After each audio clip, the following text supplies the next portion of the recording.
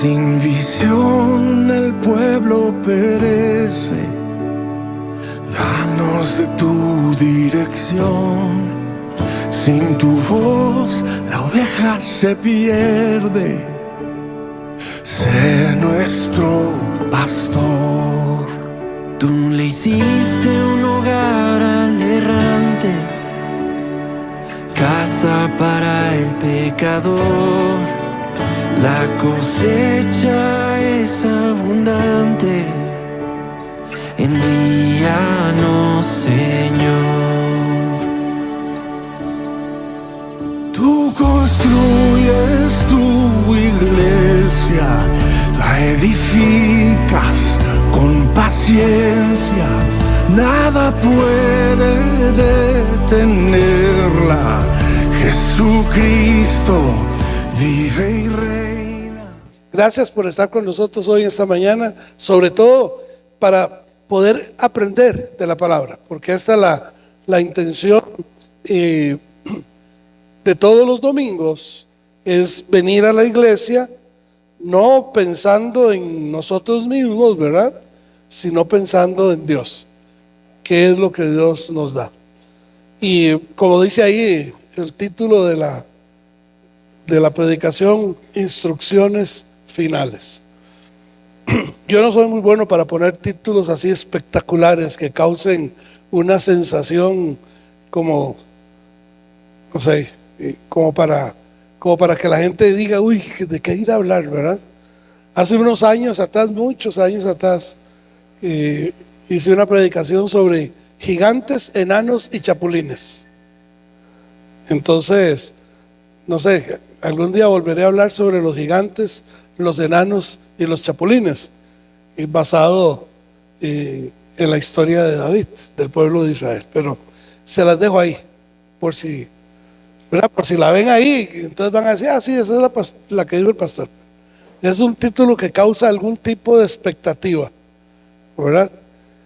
Yo no soy bueno en eso, pero conforme al contexto que hemos venido estudiando, todo el libro de Gálatas, esta es la parte final, capítulo 6.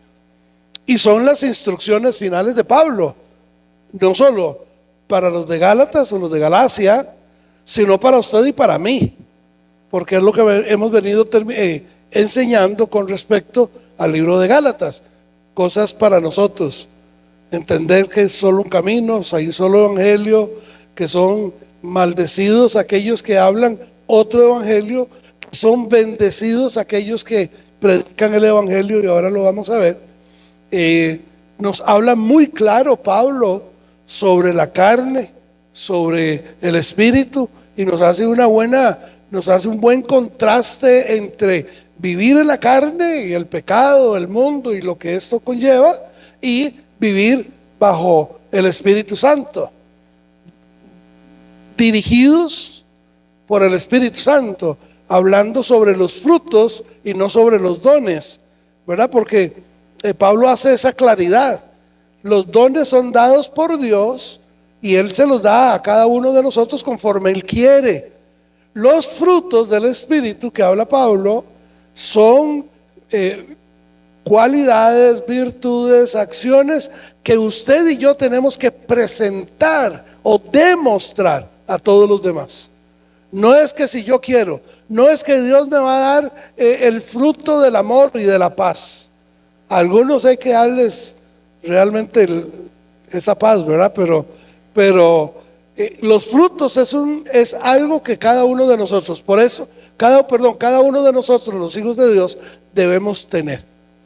Por eso, en la Escritura, Dios nos manda no a juzgarnos, porque yo no puedo juzgar, solo Dios juzga. Pero yo como hijo de Dios sí puedo ver el fruto que usted da. Sí podemos ver el fruto que damos. Y eso no es juzgar, eso es ver. Simplemente es el fruto del Espíritu que da cada uno de nosotros. Pablo, entonces, en el capítulo 6, en el versículos del 1 al 18, nos da algunas instrucciones finales. Oramos. Dios, que tu Espíritu hable a nuestro espíritu en esta mañana y que podamos ser instruidos por ti en estas indicaciones finales para nuestro mejor caminar junto contigo, para tu gloria y para tu honra, en el nombre de Jesús. Amén. En primera instancia, Pablo hace un resumen de las instrucciones finales, hablando sobre la responsabilidad personal y la ayuda a los demás. Es una responsabilidad que cada uno de nosotros tenemos. Versículo 1, Pablo habla sobre restaurar a los sorprendidos en Cristo. Vean lo que dice 6:1. Hermanos, si alguno fuere sorprendido en alguna falta, vosotros que sois espirituales, restauradle con espíritu de mansedumbre, considerándote a ti mismo, no sea que tú también seas tentado.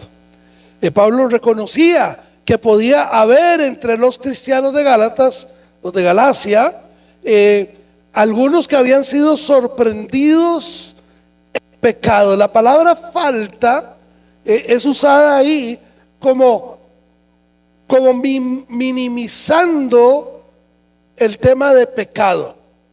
A ver, acordémonos que el problema de los Galacia era la ley, y la ley siempre trató de bajarle la fuerza, trató de bajar el impacto de lo que era pecado.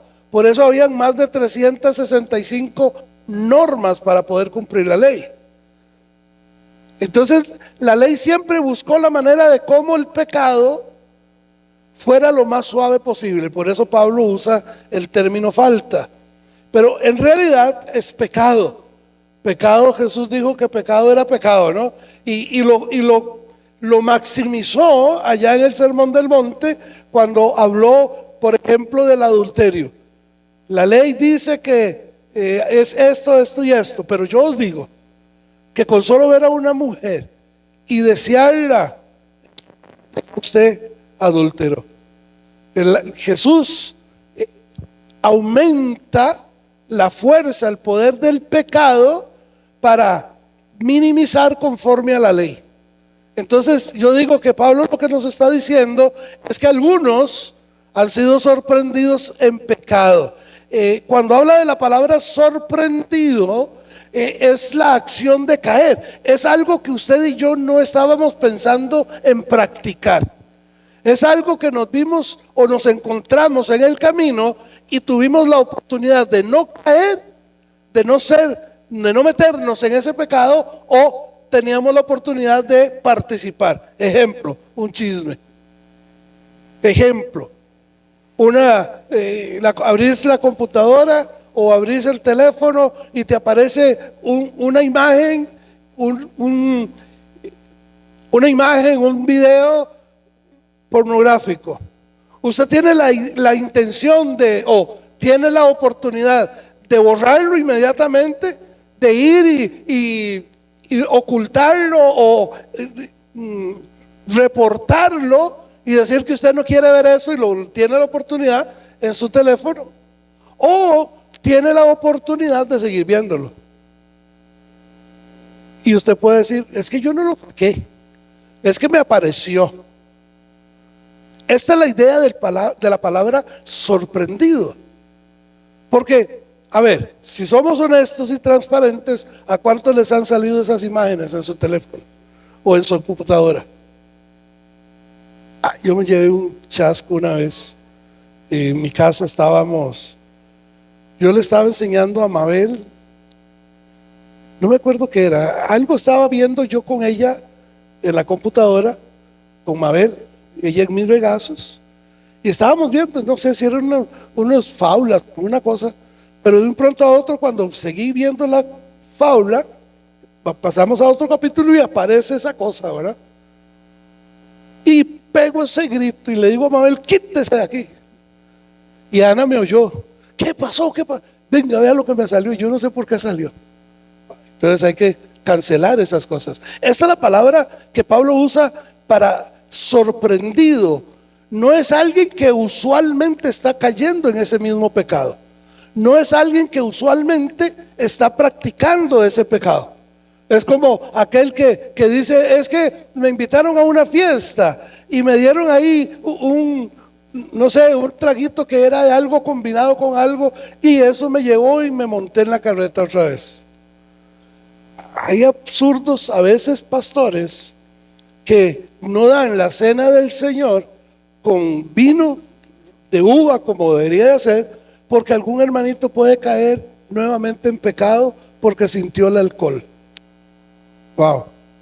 Tenemos que tener cuidado, sí, pero no. Cuando Pablo habla aquí de pecado, habla de este tipo de pecado, sorprendido, y dice entonces que a estos hermanos hay que restaurarles. La palabra restaurarles es poner en orden, es restaurarlo a su estado original. La palabra restaurar es más, se puede explicar más fácilmente como cuando un médico o un ortopedista, usted va con una lesión en su pierna o en su mano, le hacen una radiografía y ven que el hueso está roto, desacomodado. ¿Qué es lo que hacen? Lo restauran, lo vuelven a su estado original, le ponen una banda o un yeso para que el hueso vuelva a madurar, vuelva a soldarse en el lugar donde iba. La palabra restaurarle es eso, es volverlo a su estado original, es no decir, uy, qué bárbaro, qué hermano más ignorante, ¿por qué hizo eso?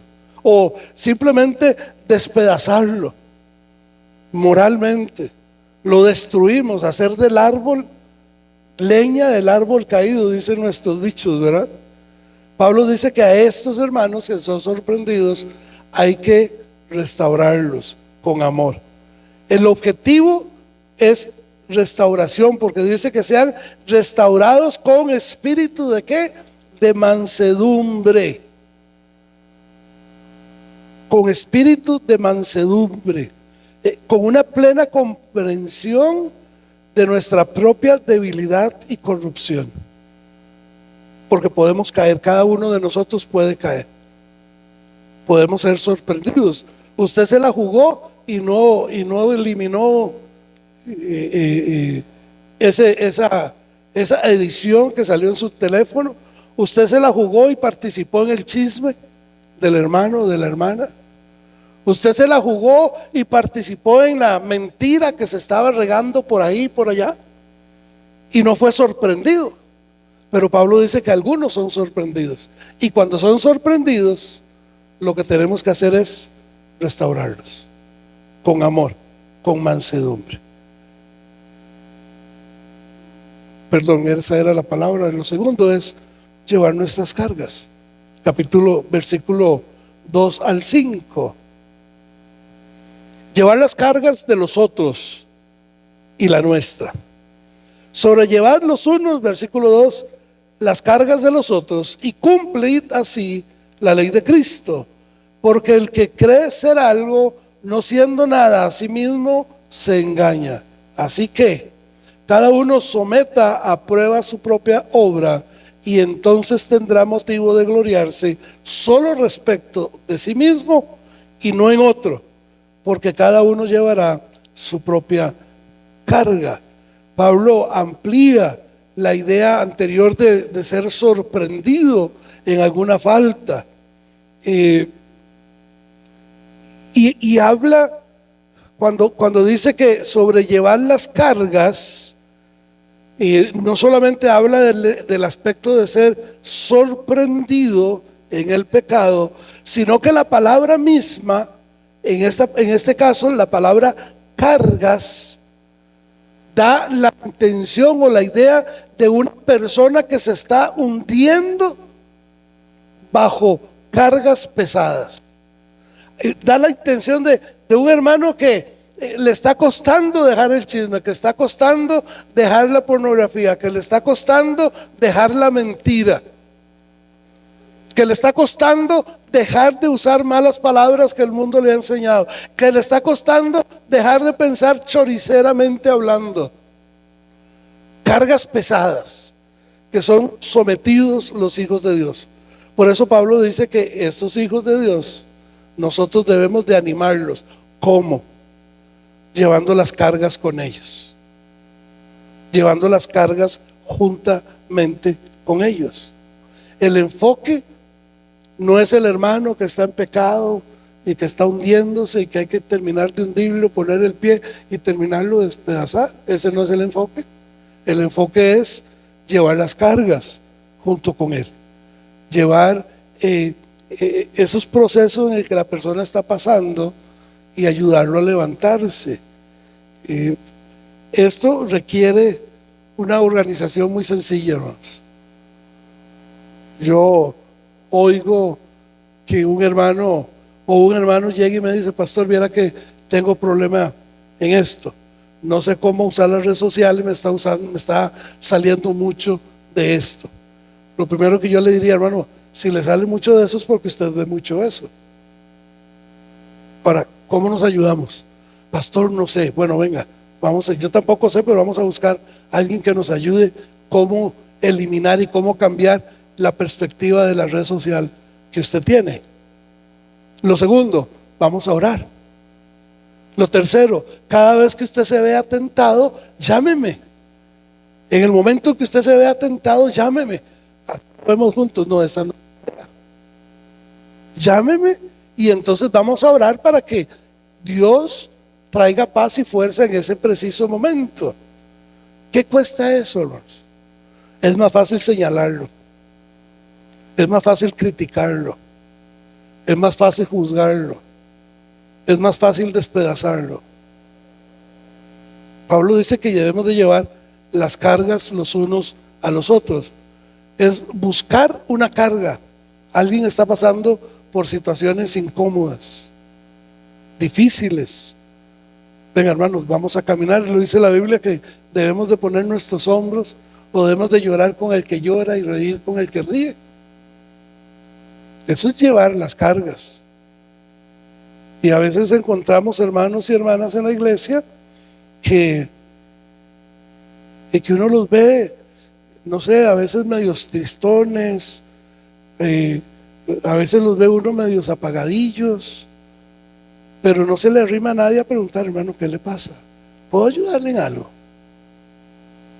¿Puedo ayudarle en algo? Ay, pastor, es que tengo 22 días de no tomar café y no puedo comprar café. Usted le diga: vamos a orar para que Dios le provee para el café. En su casa hay café. ¿Por qué no lo lleva a su casa y toma café con él? Porque nos cuesta pensar muchas veces en el otro. Muchas veces pensamos en nosotros mismos. No, hombre, hermano, usted sabe, me lo llevo a tomar café y después se acostumbra. ¿Y quién me lo saca? ¿Sí o no? Usted diría: pastor, ¿a qué iglesia le está hablando? A los hijos de Dios, así somos. La sociedad nos ha dicho que no podemos meter muchas personas en nuestra casa, que hay que tener mucho cuidado por el COVID, por esto, por lo otro, pero también porque uno no sabe. Si usted es hijo de Dios y yo soy hijo de Dios y a los dos nos cubre el Señor, porque yo no busco su carga y ayudo para cargar su carga y usted la mía? Como hijos de Dios, cumplan, lleven las cargas unos de los otros. Por eso repito, sobrellevar los unos las cargas de los otros. El énfasis y el foco es el otro, no es nosotros mismos, no somos nosotros. Y dice: cumplan así la ley de Cristo. ¿Cómo? Llevando las cargas unos de los otros. Juan capítulo 13, versículos 34 y 35 dice, el Evangelio de Juan dice: así que ahora les doy un nuevo mandamiento: ámense unos a otros tal como yo los he amado. Ustedes deben de amarse unos a otros. El amor que tengan unos por otros será la prueba ante el mundo de que son mis discípulos. El mundo va a probarnos y va a saber que somos hijos de Dios cuando nos vean amándonos unos a otros.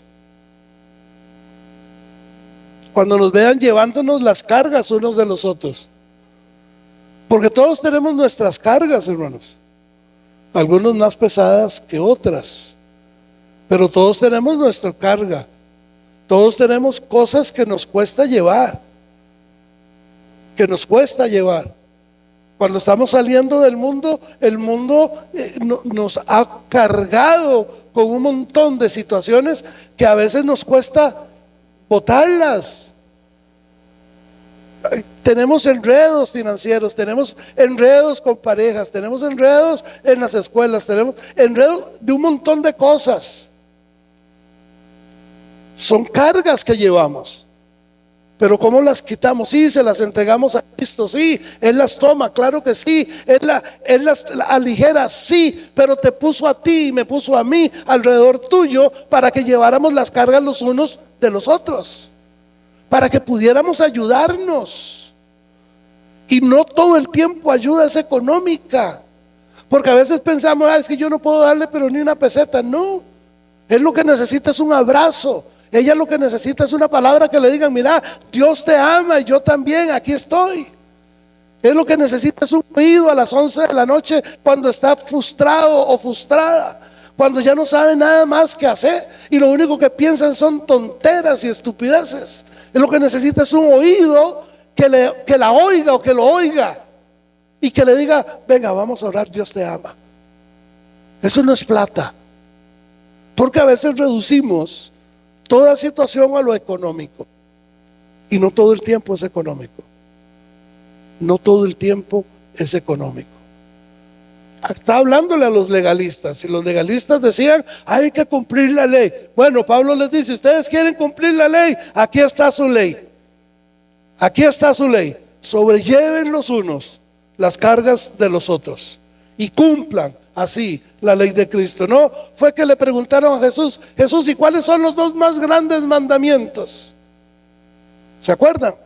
¿Y qué dijo Jesús? Amen al Señor su Dios con todo su corazón. Y lo segundo, amen al prójimo como yo los he amado. Ya ni siquiera como a nosotros mismos, como yo os he amado. Para eso estamos, para eso es la iglesia de Jesucristo, para sobrellevar las cargas los unos de los otros. Ahora, está el otro problema. El otro problema es que a veces nos da tanta vergüenza que oigan nuestras cargas que preferimos esconderlas en una bolsa negra gigante de jardín con doble nudo para que nadie las vea. Y siempre andamos con carita de limón agrio y siempre andamos medio estresados, medio dolidos, pero nadie sabe qué le pasa. Pero nadie tampoco se arrima para preguntarle qué le pasa. Versículo 3, porque el que se cree algo, no siendo nada, a sí mismo se engaña. El orgullo nos impide cuidarnos unos a otros y así cumplir la ley de Cristo. La humildad nos guía a entender que yo no soy más importante que otro. Por eso yo dejo y llevo las cargas de otros. Por eso, como yo no soy más que usted, y alguien por ahí dijo que nadie es más grande que nadie, somos iguales.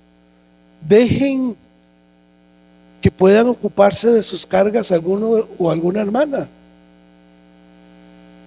Hay una, y nada más les voy a dar el nombre de la canción y el grupo, y usted la escucha en su casa. El grupo se llama Los Gonzalitos y la canción se llama Rosa la Chismosa. Óiganla. La humildad a eso nos guía, a entender que yo no soy más grande que nadie y que los que están en la iglesia no son mejores que yo. Por eso debemos de caminar. Vean lo que dice Pablo en Filipenses: no sean egoístas. Filipenses capítulo 2 versículos 3 y 4. No traten de impresionar a nadie, sean humildes, es decir, considerando a los demás como mejores que ustedes no se ocupen solo de sus propios intereses, sino también procuren interesarse en lo misma actitud que tuvo Cristo Jesús.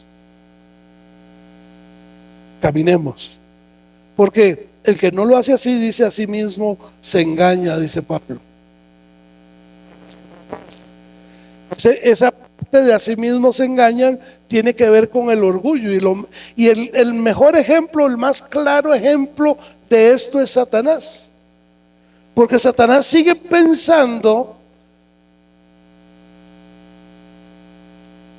de sí mismo. Él todos los días trabaja contra Dios y su reino, engañándose en pensar que algún día triunfará. Satanás sigue todos los días tratando de derribar el reino de Dios y tratando de pelear contra Dios, porque en su mente él piensa que algún día va a triunfar. Usted y yo sabemos que no es verdad. ¿Por qué? Porque la Escritura dice que Satanás ya fue destruido, desarmado, deshabilitado, no tiene el poder que él cree que tiene, pero él lo sabe y nos transmite al mundo entero que él teniendo el mismo poder y que él va a ser Dios en algún momento, y muchos le creen a él antes que a Jesús. Muchos le creen a él antes que a Jesús, sabiendo que Jesús ya venció, triunfó a la muerte, al pecado, al mundo, a la sociedad, a todo lo que tenía que vencer. Jesús lo venció, lo clavó en la cruz para que usted y yo también tuviéramos esa misma libertad y tuviéramos ese mismo poder de vencer lo que Él ya venció, porque nosotros estamos en Cristo y en Cristo tenemos el poder para vencer. Es sencillo, yo lo veo muy sencillo. El que se engaña a sí mismo es orgulloso, se está engañando a sí mismo, es ciego ante la gracia y los dones que Dios nos ha dado, es ciego ante el pecado, le sigue creyendo al pecado que tiene poder sobre usted, es ciego sobre lo que el diablo y el enemigo y el mundo dice que tiene poder sobre usted, porque usted le sigue creyendo. Satanás algún día piensa él va a ser Dios. Versículo 4: así que cada uno someta a prueba su propia obra, y entonces tendrá motivo de gloriarse solo respecto de sí mismo y no en otro. Así que cada uno someta a prueba su propia obra. En lugar de engañarnos a nosotros mismos, debemos cuidadosamente examinar lo que estamos haciendo delante de Dios. ¿Con qué fin invito a mi hermano o a mi hermana a tomar café? ¿O por qué no lo invito?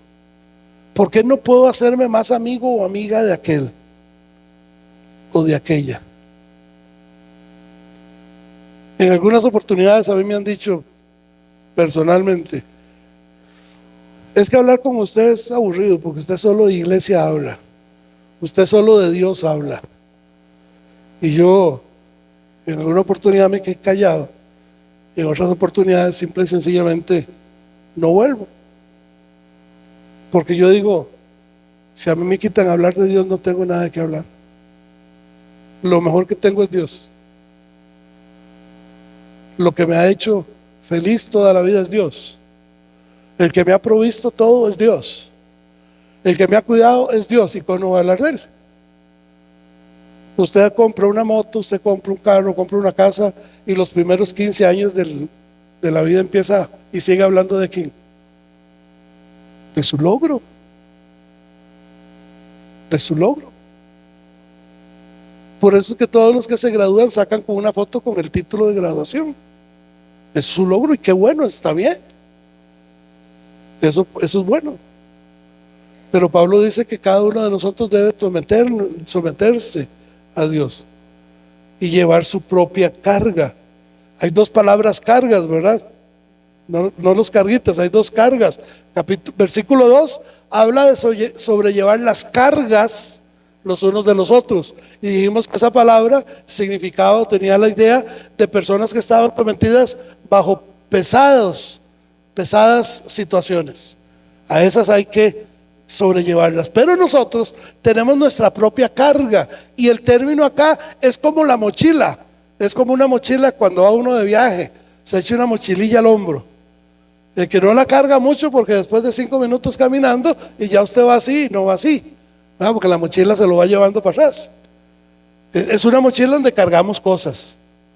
Un poquito de agua, un par de tenis. Las mujeres usan para echar ahí el repelente, cositas pequeñitas, ¿verdad? Un pañuelito, una gorrita, una bufanda, unos guantecitos. Pesa más la mochila que lo que llevan dentro de la mochila. Pero, a ver, cuando Pablo dice aquí que debemos de llevar nuestras propias cargas, está hablando en referencia al juicio que vamos a tener y que cada uno de los hijos de Dios va a tener que sentarse en el trono de Cristo o en la silla de Cristo. Es ese juicio que no es para salvación, porque hay dos juicios: para salvación, el que se va para la vida eterna o se queda en el infierno eternamente. Eso es un juicio que no ha llegado aún, es algo que vendrá, pero todos tendrán que pasar por ese juicio. Pero a ver, ya nosotros pasamos por ese juicio, digámoslo, ya lo pasamos, aunque no hemos sido, no han dado, no se ha pronunciado nuestro veredicto. A ver, déjeme aclararlo déjeme desenredárselos. Hay un principio teológico que dice ya, pero todavía no. Okay. Ya somos salvos como hijos de Dios, ya Cristo está en mí y ya yo soy salvo. ¿Ok? Eso quiere decir que ya yo tengo vida eterna. Eso quiere decir que cuando Cristo entra en mí, ya yo como su hijo tengo vida eterna, tengo herencia eterna y soy coheredero juntamente con Cristo. Pero todavía no lo tengo. Todavía sigo padeciendo en este cuerpo, en este estuche. Cuando estemos con Él, nuestro cuerpo será transformado a la imagen de Él, a la forma de Él. Ya lo tengo, ya soy coheredero juntamente con Cristo y dice que Él es el dueño del oro y la plata. Pero yo no puedo ir al banco en este momento y decirle: mire, ¿me podría dar $1.000.000 porque yo soy el hijo de Dios? No lo tengo. No le puedo decir a la piedra, pequeña o grande, conviértete en oro para ir a venderla. Aunque lo tengo, pero no lo puedo hacer. Ya, pero todavía no. Ya soy perdonado, ya soy salvo, ya soy hijo de Dios, ya tengo mi herencia eterna, pero todavía no ha llegado. ¿Cuándo viene? Cuando Cristo venga.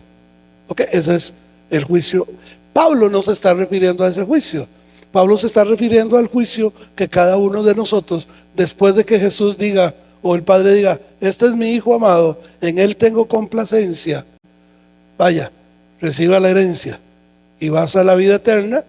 Ahí vas a vivir en calles de oro, vas a vivir en la propia morada que Jesús te haya dado, vas a vivir, y muchas de esas moradas van a tener una S, no de saprissa, sino de salvación, ¿verdad? Para que no piensen mal. A veces piensan mal. Cada uno de nosotros va a tener ese espacio en donde Él nos ha preparado y nos ha perdonado. Ahí es cuando todo lo que usted haya hecho, lo bueno y lo malo, Pablo dice que será quemado y que algunos pasarán como dejando los pelos por el alambre, porque muchas de nuestras obras no han sido buenas. Muchas de nuestras obras parecen hojarasca, heno, se queman fácilmente, porque la actitud con las que la hicimos, porque la intención con que las hicimos no fue pensando en el otro, sino en nosotros mismos. Por eso Pablo dice que debemos de llevar nuestras cargas, pero que no debemos de engañarnos a nosotros mismos. Llevar nuestra propia carga es parte de lo que tenemos que hacer. Vea lo que dice Romanos 14:10. Romanos 14:10 dice: pero tú, ¿por qué juzgas a tu hermano? O tú también, ¿por qué menosprecias a tu hermano? Porque todos compareceremos ante el tribunal de Cristo.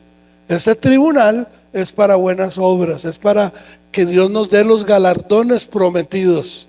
Es lo que el escritor de Apocalipsis dice, que llegaremos y serán entregados nuestras coronas. Nuestros talentos serán nuestras coronas. Y que de una vez que las tomemos, una vez que las tenemos, ¿qué vamos a hacer? Las vamos a ir y poner a los pies del Rey de Reyes y Señor de Señores. Ni siquiera van a ser para lucirlas. Versículos 6 al 10 dice que debemos de hacer bien a los de la familia de la fe. El que es enseñado en la palabra, dice el versículo 6, haga partícipe de toda buena al que lo instruye. No os engañéis, Dios no puede ser burlado, pues todo lo que el hombre sembrare, eso también segará. Porque el que siembra para su carne, de la carne segará corrupción, mas el que siembra para el Espíritu, del Espíritu segará vida eterna. No nos cansemos pues de hacer bien, porque a su tiempo segaremos, si no desmayamos. Así que, según tengamos oportunidad, hagamos bien a todos, y mayormente a los de la familia de la fe. En el contexto que Pablo está enseñando esto, de cuidarnos unos a otros, Pablo enseña que debemos de cuidar a quienes nos enseñan. Y eso es un principio interesante. Es la idea, sí, es de un apoyo financiero, también es la idea de poder aprender a las personas que nos instruyen, que nos ayudan, que nos enseñan. Es muy común, la verdad. Y para mí es incómodo decirlo, porque yo estoy metido dentro de esa pelota, ¿verdad?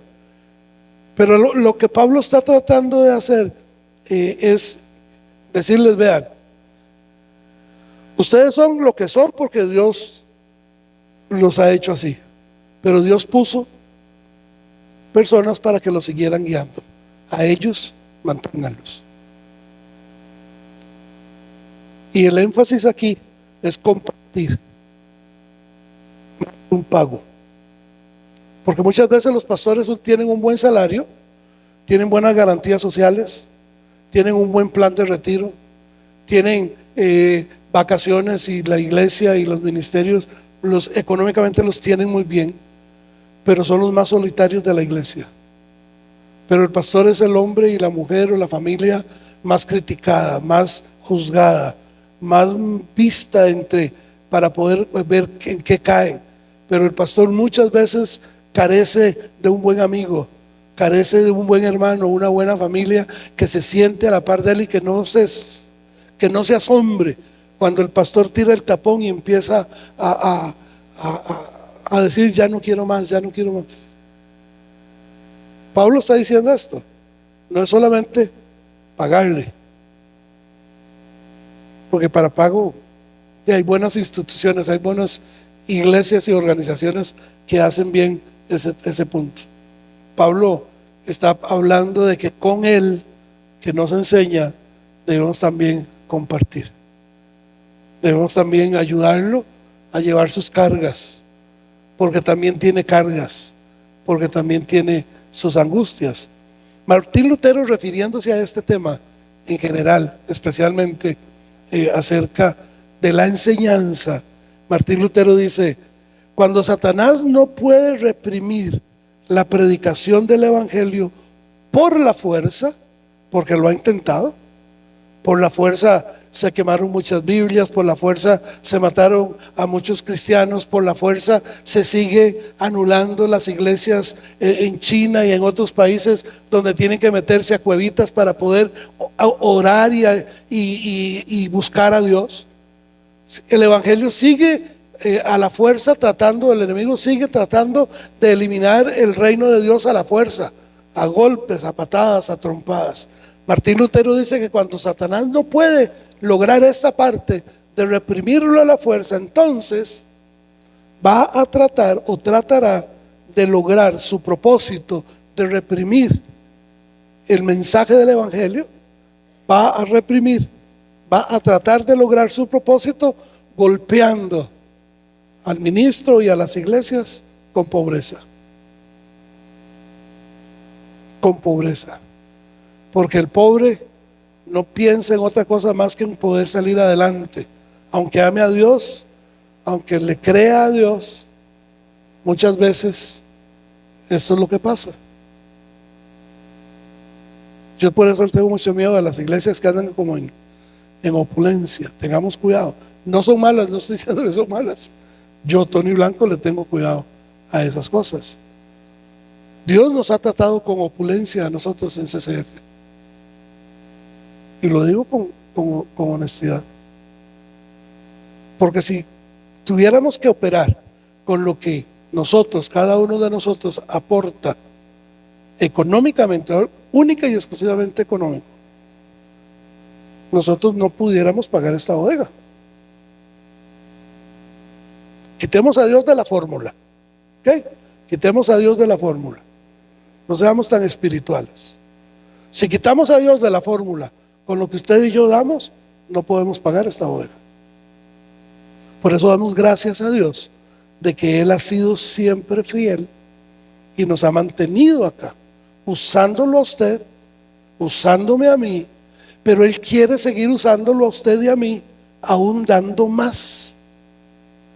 Y aquí no solamente económico, es más participación en buscar a los hermanos, es más participación en ir afuera y buscar los que tienen cargas pesadas para traerlos. No es solamente económico. Usted sabe enseñar. ¿Y cuál es la mejor manera que usted enseña? No es con sus palabras, es con su vida. ¿Qué le enseña usted a sus vecinos? Usted dice es hijo de Dios. Usted levanta la mano y usted dice amén, gloria a Dios. Lo oyen oyendo himnos y todo. Pero ¿qué está enseñando al que lo rodea a usted? Con sus frutos, con sus acciones. No os engañéis, versículo 7, nadie, Dios perdone, no puede ser burlado. Todo lo que el hombre siembra, eso también segará. Y este es un buen principio, hermanos, que ha sido mal utilizado, ha sido mal predicado. Es el principio de la ley, la ley de la cosecha, de la siembra y la cosecha. No es nada nuevo.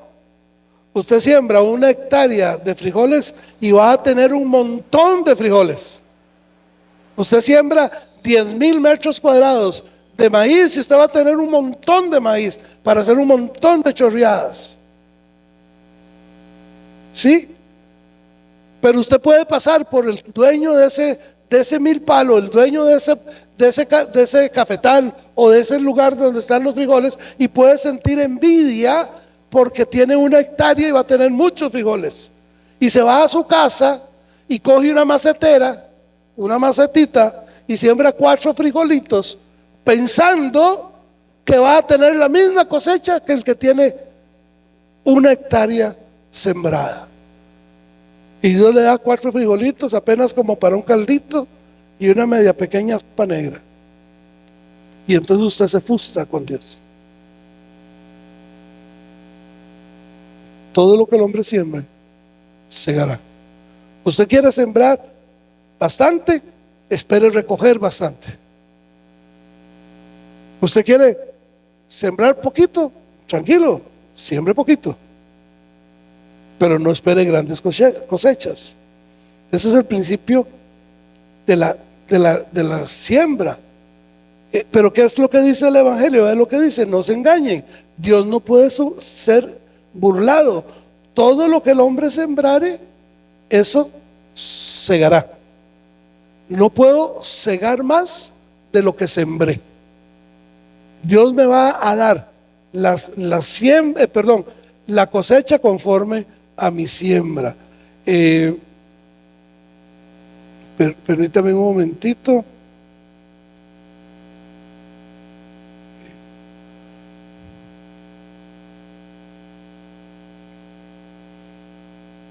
Dice: todo lo que el hombre sembrare, segará. Versículo 6. Déjeme devolverme. El que es enseñado en la palabra, haga partícipe de qué dice, hermanos. ¿Qué dice su Biblia? Haga partícipe de qué. ¿Perdón? De toda cosa buena que haya llegado a sus manos. De toda cosa buena. Claro, aquí hay un poco de, perdón el francés, un poquito de sinvergüenzas que cuando hablan de toda cosa buena, nada más piensan en el Mercedes-Benz que tiene el hermano, o en el BM que tiene el hermano, o en el salario que tiene, y entonces empieza a traducirlo a colones. Hermanos, toda cosa buena que usted tiene es Cristo. Es lo mejor que usted tiene. Toda cosa buena, Cristo, yo debo de transmitirlo, yo debo de compartirlo con los demás. Lo mejor que usted tiene no se compara con Cristo. Y se lo voy a poner de esta otra manera. El enemigo va a querer destruirnos por lo que tenemos y va a empezar con la parte económica. ¿Por qué no se mete con Cristo si ya es lo mejor que tenemos? ¿Por qué no trata de destruir a Cristo en su vida? Porque él sabe que ya Cristo lo venció. Entonces quitémosle lo segundo más importante para el ser humano: los bienes, la plata. Porque el mundo nos pasa comparando con el que tiene de 32 pulgadas, tiene que tener de 45. Y el que tiene de 45 tiene que tener de 50. ¿Sí o no, hermanos?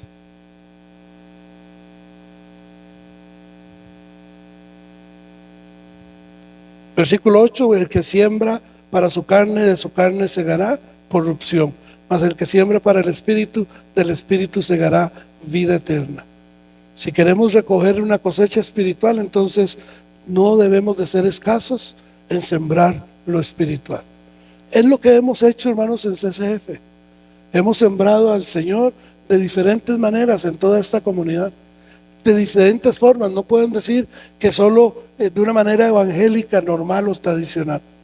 Hemos predicado, hemos enseñado, hemos hecho todo, hemos gastado en poder llevar el evangelio allá afuera, y lo vamos a seguir haciendo.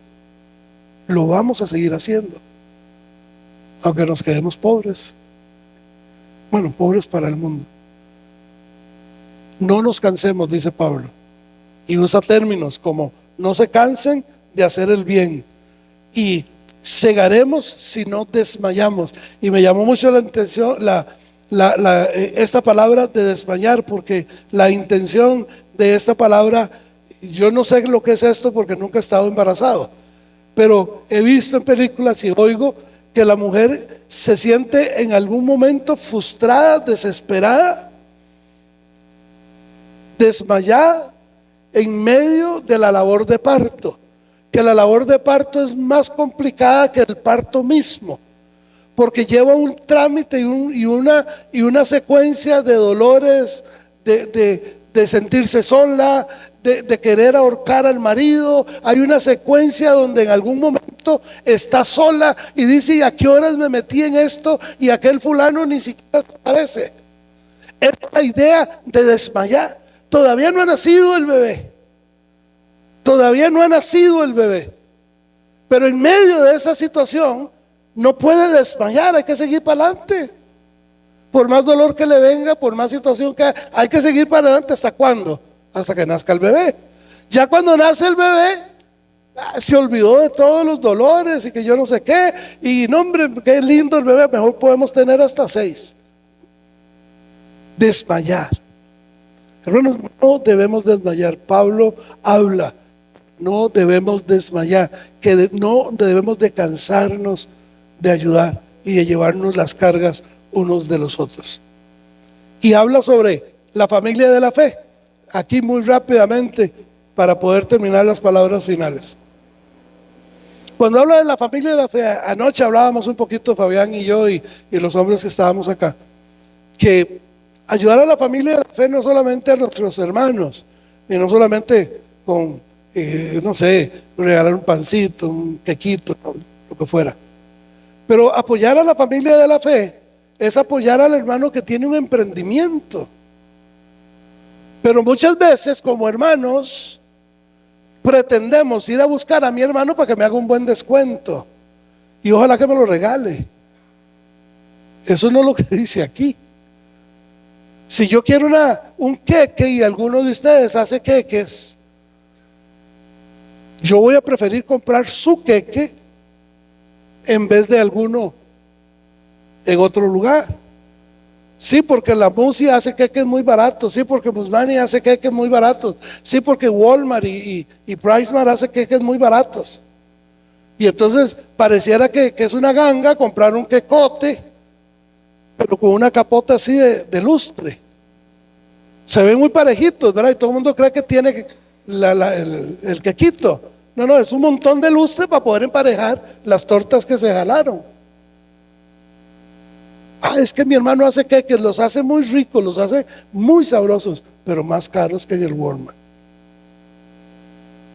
Nunca podemos comparar a nuestro hermano que está en un emprendimiento con una multinacional como esa, nunca. Mi obligación es, como hijo de Dios, ayudar al de la familia de la fe, al que pinte uñas, al que corta el pelo. Bueno, esto me pasó a mí por darle la cabeza a alguien que cortaba pelo y así me quedó. Nada, no es cierto. Bueno, la primera que me cortó el pelo fue Ana Grace. Después de eso, no sé. No, hermano, yo no sé qué hizo, si cortó, lloró, no sé. Algo pasó. Pero, a ver, esto es la familia de la fe. Tenemos dentro de la iglesia gente que tiene emprendedurismos, que hace cosas hermosas, en camisetas, en tazas. Yo no sé si usted hace arroz con pollo para vender. No sé, deberíamos de empezar a creernos entre nosotros mismos. Yo siempre practico, y Dios lo sabe, si yo quiero algo, primero busco a algún hermano en Cristo, y si no lo puedo encontrar, voy a comprarlo, y en donde yo oigo algo parecido a Cristo, yo ahí lo compro. Me he llevado muchas sorpresas, buenas y malas, pero mi obligación es bendecir, en primera instancia, a la familia de la fe. Y no compro a los hermanos que tienen emprendedurismo, no les compro para criticarlos, los compro para bendecirlos. Porque nunca podemos comparar a una persona que está haciendo 10 patís a la semana para vender con un restaurante que es especialista en patís. No podemos hacerlo. No podemos pensar y meterlos, mezclarlos. Sí, pienso, uy, qué rico patí lo hizo la hermana. Dios bendice al hermano, a la hermana, que le sigan saliendo bien ricos los patí, que la próxima vez le ponga un poquito más de carne, Señor, pero que sí, que un poquito menos chile o más panameño, no sé.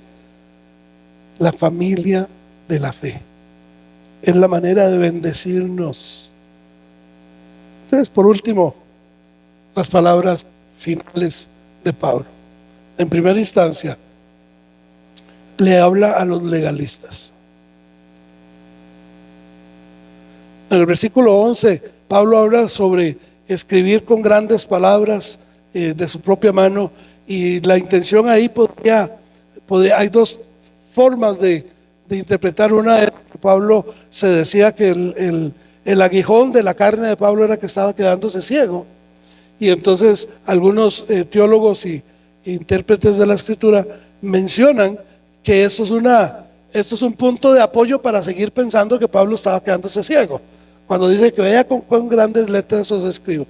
Pero también había la costumbre de los que escribían cartas, era buscar a alguien, dictarlas, el secretario las escribía, y al final de la carta siempre ponían un mensaje final. Y cuando dice con grandes letras, es la intención más o menos nuestra hoy, de negritas con mayúscula y subrayado. Es la idea de grandes letras. Cuando usted quiere resaltar algo en un correo o en un currículum, en una cosa que es lo que usted hace, la pone en negritas, ¿verdad? Lo subraya y lo pone con mayúscula. Todo en mayúscula, con negritas y subrayado. Y a veces en lugar de 12 le da 14 o 16, depende de lo que usted quiera subrayar. Es más o menos la intención que se dice en este momento.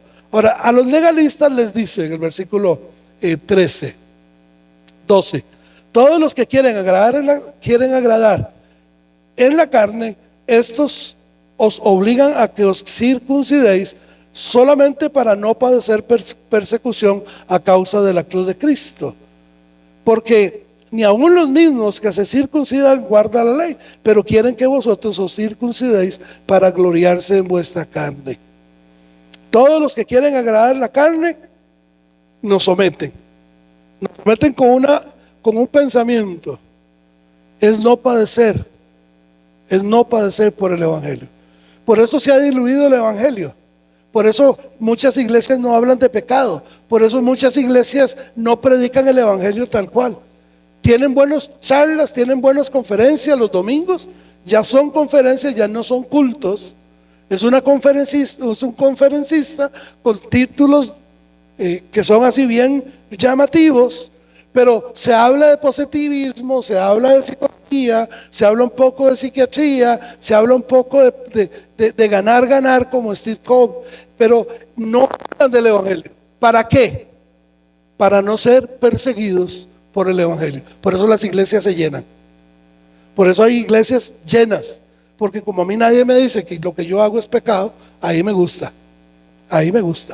Y yo voy a seguir, y ahí voy a dar, porque entonces ahí sí creen en la ley de la siembra y la cosecha, ¿verdad? Entre más doy, la iglesia más grande, el templo más hermoso, mejores aires, mejores cosas, mejores butacas, etcétera. Pero de pecado, de santidad y de salvación, cero.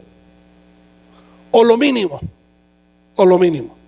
Es como el cristiano de la secreta, según aquel canto, que se esconde y no habla de Cristo para que no lo identifiquen. Es el cristiano secreto. No existe, según la Escritura, eso. Todo lo que el hombre sembrare, eso también segará. No solamente en la carne, en la plata, en los bienes, sino en quién soy yo. Y lo hacen para evitar claramente el ser juzgados. No, yo no digo nada en mi casa, mejor que se den cuenta después que yo voy a una iglesia cristiana. O mejor, simplemente, los domingos yo voy a ir a darme una vuelta por ahí. Yo sé que aquí en CCF eso no se da, pero hay muchos que obvian estas cosas para no ser juzgados. Lo segundo, las segundas palabras finales son los motivos de Pablo. Dice: lejos esté de mí gloriarme, sino en la cruz de nuestro Señor Jesucristo. Porque en el mundo me es crucificado a mí y yo al mundo. Porque en Cristo Jesús ni la circuncisión vale nada, ni la incircuncisión, sino una nueva creación. Que lejos esté gloriarse de la cruz. Hay dos términos ahí que son antagónicos: cruz y gloria. La cruz no produce ninguna gloria. La cruz simplemente siempre fue el objeto donde todos los ladrones, los más sinvergüenzas, los más malos del mundo, los hacían muertos en la cruz. Ahí los clavaban para que murieran y los exhibían públicamente. Los amarraban y ni siquiera les hacían un piquetico para que pudieran escurrir nada. Simplemente les quebraban los huesos para que en su propia sangre se pudieran ahogar. Eso era la cruz. Pero Pablo dice que ¿cómo se va a gloriar él en la cruz? Yo no tengo ninguna gloria con respecto a la cruz. Toda la gloria es de Dios. Estoy ahí porque estoy en él, no porque yo lo merezca, no porque yo lo pueda pagar. Estoy ahí, estoy junto con Cristo, o estoy en Cristo. Y por eso Pablo dice: lejos esté de mí gloriarme sino en la cruz de Cristo. Y también hace referencia a la justificación, al hecho de que yo como hijo de Dios sí soy justo delante del Padre, pero porque Él me limpió y perdonó todos mis pecados.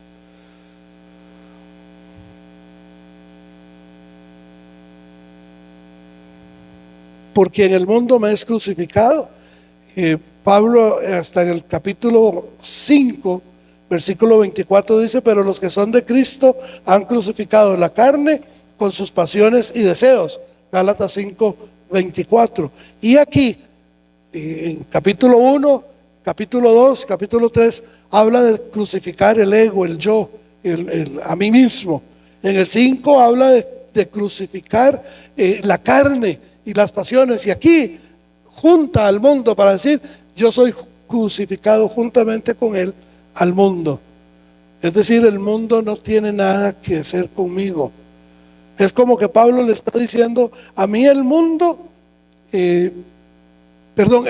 no se preocupa para nada para mí, y yo mucho menos me preocupo del mundo.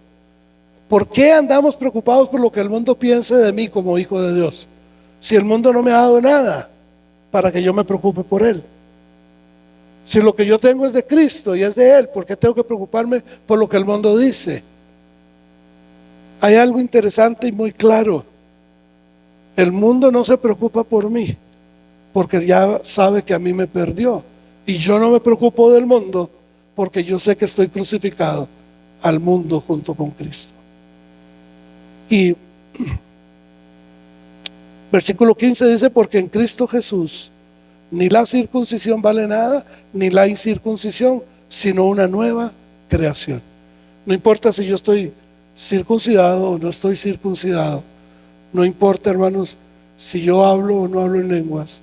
No importa si yo danzo o no danzo. No importa qué manifestación del Espíritu quiera yo tener. Lo que realmente importa es que yo soy una nueva criatura. Soy una nueva creación de Dios. Por eso Pablo en Corintios dice: porque en Cristo Jesús, en 2 Corintios 5, 17, porque en Cristo Jesús ni la circuncisión ni vale nada, ni la incircuncisión, sino una nueva creación. Y en el versículo, esta es la traducción viviente, la Reina Valera, que todos la conocemos. De modo que si alguno está en Cristo, nueva criatura es. Las cosas viejas pasaron y aquí todas son hechas nuevas. Lo que importa es que usted y yo somos hijos de Dios y somos una nueva creación. Caminar en la verdad es lo que nos trae bendición. Todos los que anden conforme a esta regla, dice, paz y misericordia. La palabra regla también es bonita, es significativa, porque Jesús era hijo de carpintero, ¿verdad? Jesús también practicó, digamos, la carpintería. Y ellos usaban una regla siempre para poder hacer los trazos, a dónde tenían que cortar, qué era la forma que le quería dar a la madera. Esa es la palabra. Esa regla significa eso, ese trazo que hace el carpintero para dar dirección. La regla es el trazo que Dios hace a mi vida para hacer lo que Él dice que yo debo de hacer. La palabra de Dios es la regla que Dios nos ha dejado a nosotros los hijos para que podamos tomar la dirección que Dios quiere que cada uno de sus hijos tenga. Es esa dirección. Debemos de medirnos nosotros bajo esa regla. Bajo esa regla. Yo debo someterme. Paz y misericordia. De la misma manera que Pablo, que el que predicaba otro evangelio era maldito. Capítulo 1, versículos 8 y 9. En esta forma, en este momento, de esa misma manera, con esa misma poder, con esa misma contundencia que los maldijo, está bendiciéndoles. Aquí dice que el que vive bajo esta regla, la dirección que Dios da, dice: tengan paz y misericordia. Son bendecidos los que andan bajo este camino.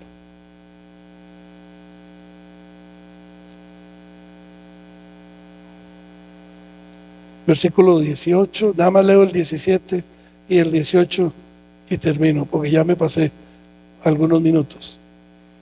He aquí en adelante nadie me cause molestia, porque yo traigo en mi cuerpo las marcas del Señor Jesús. Hermanos, la gracia de nuestro Señor Jesucristo sea con vuestro espíritu. Pablo habla de las cicatrices en su propio cuerpo por predicar el Evangelio.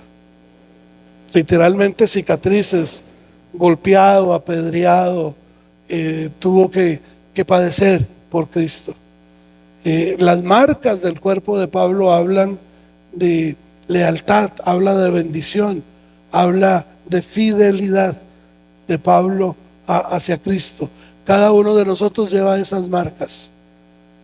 Yo no sé si usted tiene marcas literales, pero conozco personas que han sido apedreados, que han sido ahuyentados quemándoles el templo. Y aquí en Costa Rica no tenemos que ir muy largo. Como hijos de Dios siempre llevamos esas marcas para la gloria de Dios. Al que lleva eso, Pablo dice que la gracia, ese amor de Dios, ese camino de Dios, es el camino correcto. Estamos en el camino correcto. Aunque el mundo diga que no, aunque la gente diga que no, aunque muchas veces nuestros familiares digan que no, estamos en el camino correcto. Porque ese es el camino correcto. Gracia del Señor Jesucristo sea con vuestro espíritu. Y eso es lo que Pablo dice. Al final lo podemos resumir de esto: estamos en sus manos. Estamos en sus manos. Como hijos de Dios, estamos en sus manos. Gracia y paz a cada uno de ustedes, hermanos. Gracias porque siguen creyéndole a Dios. Si no, aquí no estuvieran. Porque seguimos creyendo que Él es nuestro Señor y Él es nuestro Salvador. Gracia y paz a los que caminan en este camino de Cristo. Yo lo animo a usted y a cada uno de ustedes, y me animo a mí mismo para que podamos seguir en este camino a pesar de todo lo que hayamos pasado o podremos pasar. Les animo a seguir caminando creyéndole a Dios. Creyéndole a Dios, no lo que vemos, porque a veces no vemos lo que Dios hace. A veces estamos tan ciegos. Pero creámosle a Dios. ¿Usted quiere más de Dios? Dele más a Dios. Fácil, ¿no? ¿Usted quiere más de Dios? Dele más a Dios. Y cuando digo dele más a Dios, no le estoy hablando solo de dinero. Sus talentos, sus dones, sus habilidades. Toda cosa buena que Dios ha puesto en nuestras manos, dice hay que darle a Dios. Oramos. Señor, gracias por permitirnos pasar por Gálatas, Señor.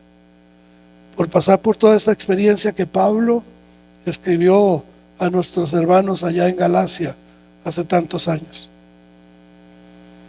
Gracias, Señor, por permitirnos entender con claridad, con más claridad tu palabra.